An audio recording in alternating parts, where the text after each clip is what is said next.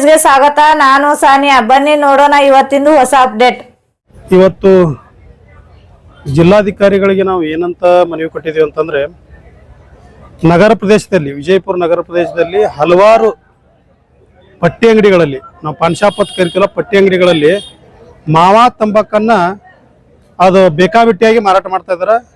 ಆ ಮಾವಾ ತಂಬಾಕು ಹಂಗ ಇದ್ರೆ ನಡೀತಿತ್ತು. ಅದ್ರೊಳಗೆ ಗಾಂಜಾ ಮತ್ತು ಡ್ರಗ್ಸ್ ಸೇರಿಸ್ತಾರ ಅನ್ನೋಂಥ ತಿನ್ನೋರು ನಮ್ಗೆ ಹೇಳಿದಾರೆ, ಇಂಥ ಸೇರಿಸ್ತಾರಂತ ಅನ್ನೋಂಥದ್ದನ್ನ.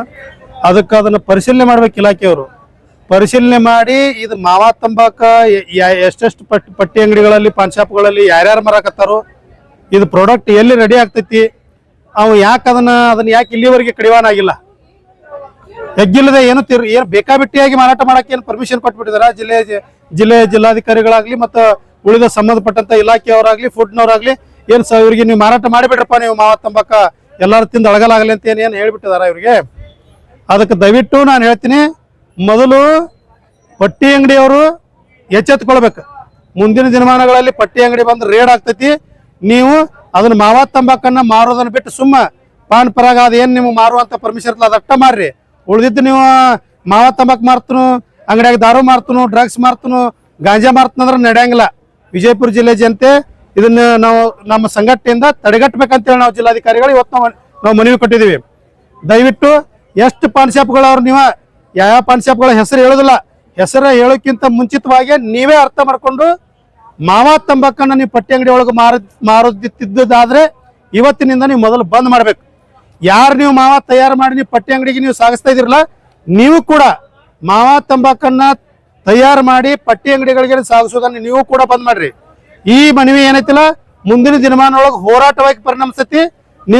ನಿಮಗ್ ಮುಂದೆ ಶಿಕ್ಷೆ ಆಗೋದು ತಪ್ಪುದಿಲ್ಲ. ಅದಕ್ಕೆ ಈಗಲೇ ನೀವು ಇದನ್ನ ನೀವು ಬಂದ್ ಮಾಡ್ಬೇಕಂತೇಳಿ ನಾವು ಕರ್ನಾಟಕ ರಾಜ್ಯ ಕನ್ನಡಿಗರ ವೇದಿಕೆಯಿಂದ ಆಗ್ರಹ ಮಾಡ್ಕೊತಾ ಇದೀವಿ. ನನ್ನ ಹೆಸರು ಲಕ್ಷ್ಮಣ್ ಕಂಬಾಗಿ, ಕರ್ನಾಟಕ ರಾಜ್ಯ ಕನ್ನಡಿಗರ ವೇದಿಕೆ ಜಿಲ್ಲಾಧ್ಯಕ್ಷ ಗಿರೀಶ್ ಕಲ್ಗಟ್ಟಿ ಅವರು ಈ ಮಾಧ್ಯಮ ಮುಖಾಂತರ ತಿಳಿಯಪಡಿಸುವುದೇನೆಂದರೆ, ನಮ್ಮ ವಿಜಯಪುರ ಜಿಲ್ಲೆಯಲ್ಲಿ ರಾಜಾರೋಷವಾಗಿ ಪ್ರತಿಯೊಂದು ಈ ಒಂದು ಪಾನ್ ಶಾಪ್ಗಳಲ್ಲಿ ಮೊದಲು ಆಕ್ಚುಲಿ ಬ್ಯಾನ್ ಆಗಿತ್ತು. ಮಾವಾ ಏನ್ ತಂಬಾಕು ನಿಷೇಧ ಅಂತ ಹೇಳಿ ಎಲ್ಲ ಕಡೆ ಇತ್ತು.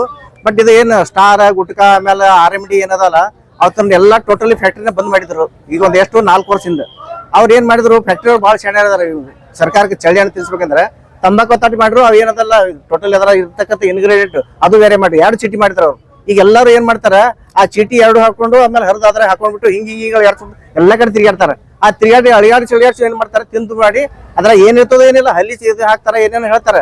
ಬಟ್ ಏನದಲ್ಲ ನಿರುದ್ಯೋಗ ಸಮಸ್ಯೆ ಇಲ್ಲ ನಮ್ಮ ಸರ್ಕಾರದಲ್ಲಿ. ಏನದಲ್ಲ ಟೋಟಲಿ ಅದು ಏನು ರಾಜಾರೋಷವಾಗಿ ಬೆಳೆದ್ಬಿಟ್ಟದ.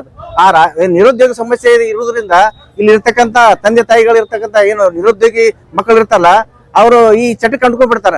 ಆ ಚಟ ಕಂಡ್ಕೊಂಡ್ಬಿಟ್ಟು ಸಿಕ್ಕಾಪಟ್ಟಿ ಅದು ಕಾಸ್ಟ್ಲಿ ಇರ್ತದ. RMD ಮಾವಾ ತಿನ್ಬೇಕಂದ್ರೆ ಅದಕ್ಕೆ ರೊಕ್ಕ ಇರಂಗಿಲ್ಲ. ಅವ್ರ ಪಾಪ ಇಲ್ಲಿ ದುಡಿತಿರಂಗಿಲ್ಲ. ಏನೋ ಒಂದು ಕಟ್ಟಿ ಮೇಲೆ ಕುತ್ಕೊಂಡು ಹರಟಿ ಹೊಡ್ಕೊತ ಹಿಂಗ್ ಮಾಡ್ತಿರ್ತಾರ. ಅದನ್ನ ಅವ್ರ ಚಟ ಬಂದಿಲ್ಲ ತಂದೆ ತಾಯಿ ಕಾಡುದು. ಆಮೇಲೆ ಎಷ್ಟೋ ಕೊರೆಗಳಾಗ್ಯಾವ ಈ RMD ಅಂತ ಏನು ದುಷ್ಟ ಬಿಟ್ಕೊಂಡು ಅದನ್ನ ಈ ಏನ ನಮ್ಮ ಜಿಲ್ಲಾಡಳಿತ ಇದಕ್ಕೆ ಅಂಟ್ಕೊಂಡು ಇದನ್ನ ಏನು ಟೋಟಲಿ ಏನು ಹಾಳಾಗ್ಲತ್ತಿಲ್ಲ ನಮ್ಮ ಏನು ಯುವ ಶಕ್ತಿ.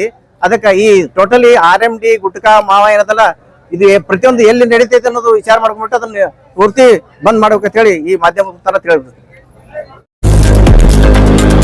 लेटेस्ट न्यूज अपडेट्स के लिए YouTube एक्सप्रेस को सब्सक्राइब कीजिए, साथ में बेल आइकॉन को भी क्लिक कीजिए। साथ ही साथ लाइक, शेयर और कमेंट करना ना भूलिए।